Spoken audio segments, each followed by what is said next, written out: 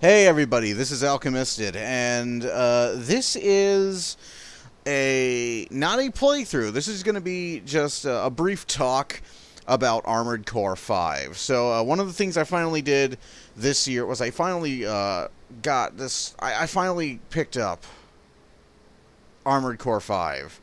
And this is a game I've both been looking really forward to getting my hands on and also kind of dreading. Now, before I go on, I'm going to talk a little bit about why I haven't played Armored Core in so long, or at least the more recent games. And I'm pretty sure I'm on record about how much I really don't like Armored Core 4. I really don't like Armored Core 4. I have almost all the PlayStation 2 games, even Ninebreaker, although I don't have Formula Front, which is probably way better than Ninebreaker in retrospect. Ninebreaker's a joke. I have Armored Core and Master of Arena for the PlayStation 1. I am a huge Armored Core fan. I was an Armored Core junkie. Times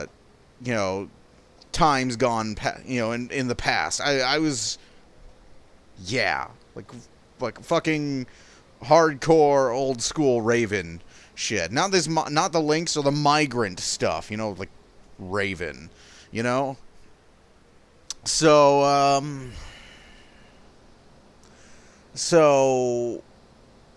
I got to Armored Core 4, and right off the bat, I had a problem with Armored Core 4. 4 had this monstrous graphics filter.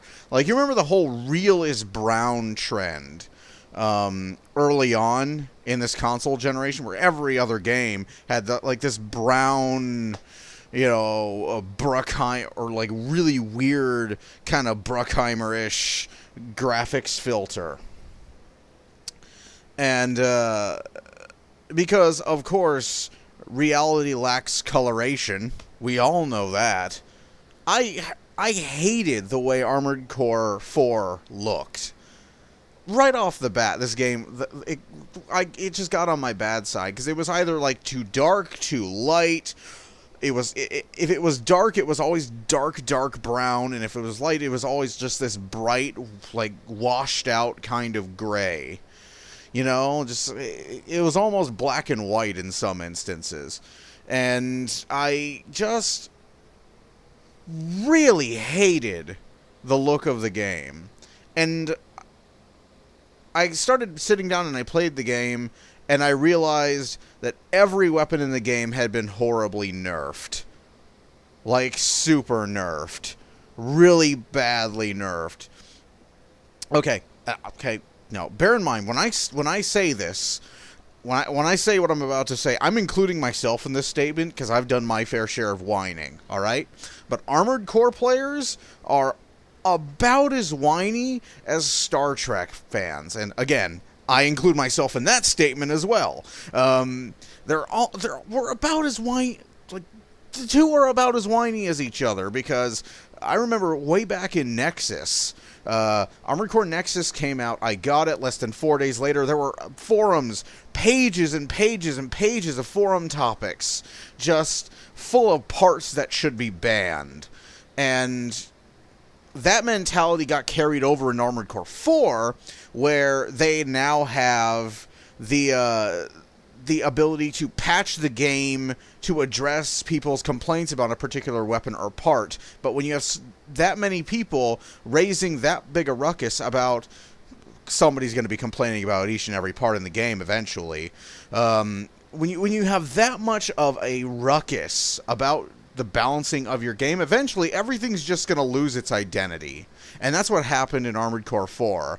Is I would try out shotguns, rifles, laser weapons. I would fire like long tom cannons you could mount on your back that cause an explosion the size of several city blocks, and none of them had an identity. Because like the thing caused a huge explosion, but I take this thing in the HC test and I fight one of the weakest enemies in the game. It's still there, despite the fact that this thing could have taken out a neighborhood. What good is it then? It's just like another rifle. And that's really what it broke down to In Armored Core 4, everything was just a different kind of rifle that did different things, and nothing really had an identity of its own. You know, you just had this rifle that was powerful, or you had this rifle that fired really fast. That's what everything had been reduced to, and everything felt nerfed. It felt boring. It didn't feel like Armored Core. Like, you go play like Armored Core 3, there's all Armored Core 2, there's all kinds of weapons that do all kinds of crazy stuff, and many of them may not be practical per se, but if you work on them and you figure out a tactic that works for you with this thing, you could take basically any part in that game and make it playable, and like make a mech that is unique to you. And that's something that just vanished in Armored Core 4, because you just ran around with dual rifles the whole time. So I hated how nerfed and how homogenized the armory was in Armored Core 4. And the other thing that really got my goat was the story. The story and the setting were just, okay, we've got this thing. It was, what was it called? It was called the Kojima Particle in 4, right? The Kojima Particle. We've got this thing. It gives us tons of power, but it destroys all life around it. It corrupts nature around it. It kills it destroys everything living around it just by being turned on.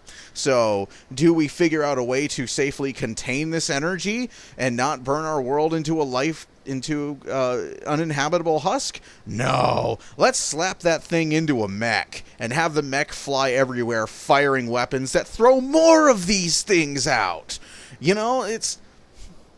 And then, of course, in 4 Answer, of course, the world's an uninhabitable husk, and humanity is living in space stations because Earth is just this dried out wasteland. The whole point of the whole storyline of the Armored Core 4 cycle really just got my goat in a really bad way. I really, really didn't like it. It was just, I just felt like it was dumb. And I never got around to playing 4 Answer. I've heard 4 Answer is better, but the problems I still have with the setting are still there. Like, I've read up on 4 Answer. I know what the endings are. I know all about Ending C.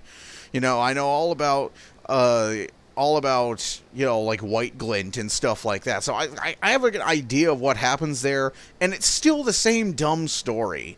And I really don't really care for those two games at all. Like, again, gameplay-wise, maybe the weapons in 4 Answer aren't as horribly nerfed and homogenized as they were in 4. And if they aren't, if someone can tell me if they are or if they aren't, great, I'll pick it up sometime for cheap. But for now, it just reminds me so much of 4 that I really couldn't care, So I kind of so after playing Armored Core 2, 3, going back and playing the PlayStation 1 games, playing through Nexus, Ninebreaker, Last Raven, after all of this Armored Core 4 comes out, I sit down and try it, I get completely turned off, and I ended up sitting out all of the Armored Core 4, both games of it. So now, and then I started hearing about Armored Core 5. And Armored Core 5 was going to be more of a return to the sort of dodging and weaving and sort of tactical awareness of the previous games. And the old Armored Cores, you were always at a disadvantage almost all the time. You really have to you always have to think about where you are, where they are, what your loadout is, and how you deal with them, because half the game is like finding a good point to attack something from that doesn't get you killed, and the other half is boosting around like crazy, trying to dodge and live a few seconds longer so you can kill something faster. And And again, like 4 was just all boosting. It was all boosting. In fact, in Armored Core 4, I forgot to mention this. This is my other big fucking problem. Armored Core 4 actually penalized you for taking your time to enjoy the game. Look, I want to explore the levels. I want to find hidden parts. You know, I want to look around for cool stuff. You know, I want to see what's destructible. I want to see what's not destructible. I want to see how high I can boost up. I don't want to be like tied to this like 30-second time limit for missions, and they get shorter. There are missions in the game where in order to hit par, you basically have to beat them faster than they load. And that's just boring and bullshit. Why am I playing this game? I can go and have a better time with Armored Core 2. In fact, I did go and have a better time on Armored Core 2, and I filmed it. So, I really didn't like 4 at all. But I heard that 5 was going to be kind of going back to the PlayStation 2 Armored Cores, where it was about positioning and exploration a little bit to find the best way to approach a particular objective. It was going to be more focused on your loadout.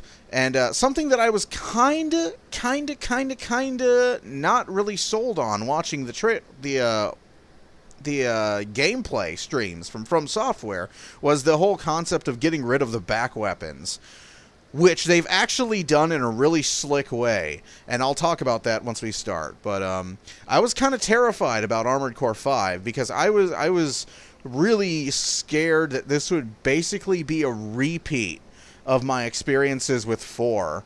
And I didn't want it to be that. I didn't want it to be like Armored Core 4 was. I wanted to come home, you know? I wanted to get back into an AC and start fragging mechs again.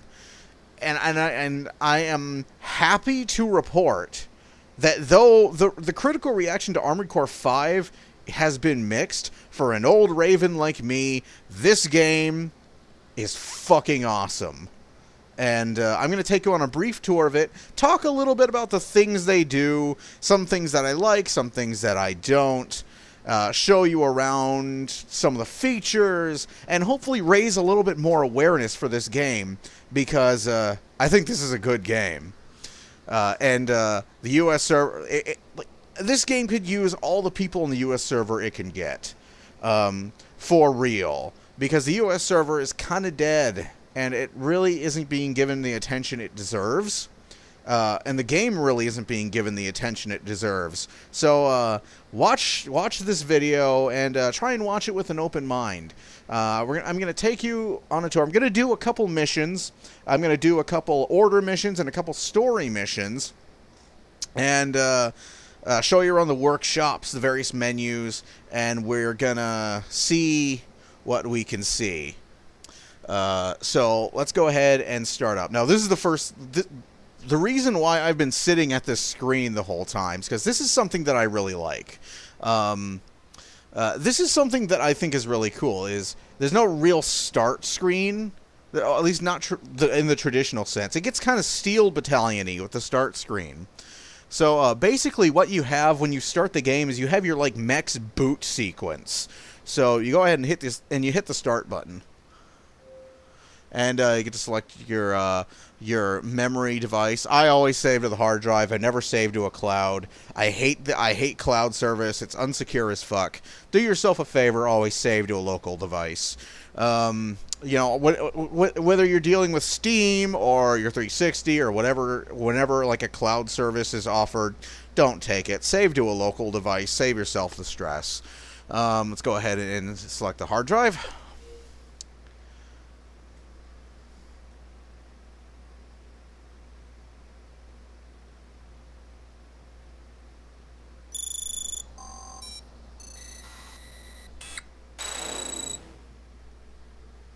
Good morning. Main system. Checking pilot data.